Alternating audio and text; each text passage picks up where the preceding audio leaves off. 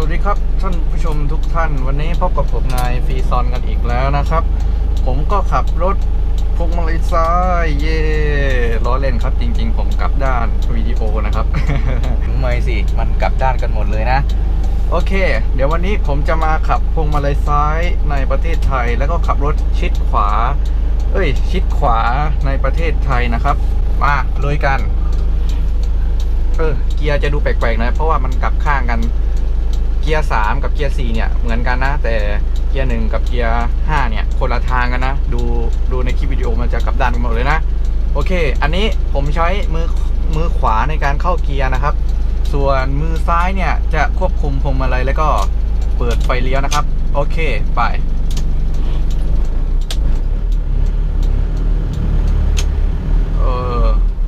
โอเคเราจะไม่เดินรถชิดซ้ายแล้วนะครับเราจะเดินรถชิดขวานะครับ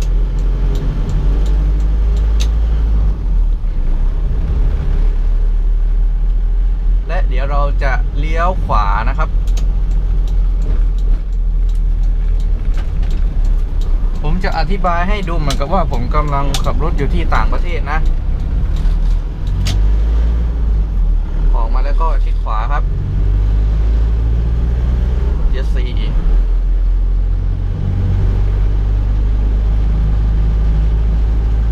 อย่าใช้มือขวาครับต้องใช้มือซ้ายครับ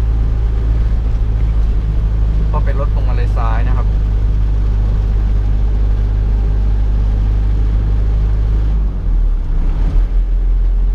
โอเคเดี๋ยวแยกข้างหน้าเดี๋ยวผมจะเลี้ยวซ้ายนะครับเดี๋ยวผมจะชิดซ้ายก่อนเลยนะครับเปิดไฟเลี้ยวข้างซ้ายครับรอรถข้างหน้านะครับข้างหน้ามีรถมานะครับดูดีๆเป็นมุมที่แปลกดีเหมือนกันนะไป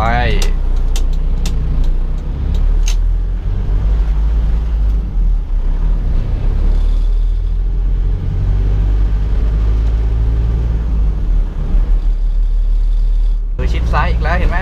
ต้องกลับไปชิดขวาครับด้วยความเคยชินนะครับเราขับรถประเทศไทยมาอย่างยาวนาน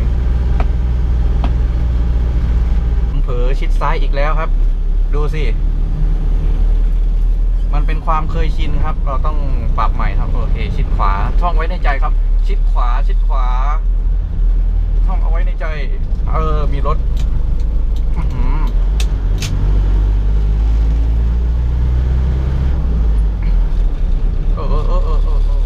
มือนท่าน้ำมันจะหมดนะครับโอเคค่อยๆเลี้ยวนะครับให้ท่องไว้ในใจเลยนะครับว่าชิดขวานะครับสังเกตดูนะครับว่าถ้าเราขับรถพวงมาลัยซ้ายครั้งแรกเนี่ยเราจะมีอาการแบบกินเลนนะครับกินเลนยังไงนะครับเมื่อเราคิดว่าตัวเราเนี่ยอยู่ทางขวาอยู่นะครับเราก็จะอ่วงทางด้านซ้ายใช่ไหมครับแต่พอมาเป็นพวงมาลัยซ้ายเนี่ยเราก็จะรู้สึกว่ามันไม่ชินกับส่วนนี้ส่วนที่เราคิดว่า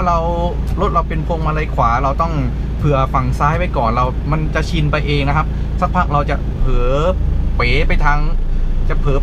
งใดทางหนึ่งนะครับเพราะว่าเราคุ้นชินกับรถพวงมาลัยขวานะครับโอเคต้องกลับไปชิดขวาใหม่ท่องไว้ในใจเลยนะครับว่าชิดขวานะครับอย่าไปเผลอชิดซ้ายนะครับเดี๋ยวประสานงานกันเป็นเรื่องนะครับโอเคเดี๋ยวผมจะเลี้ยวซ้ายเปิดไฟเลี้ยวครับดูรถให้ดีนะครับซ้ายขวาไม่มีซ้ายโอเคค่อยๆเลี้ยวนะครับเลี้ยวเสร็จก็ชิดขวานะครับเป็นไง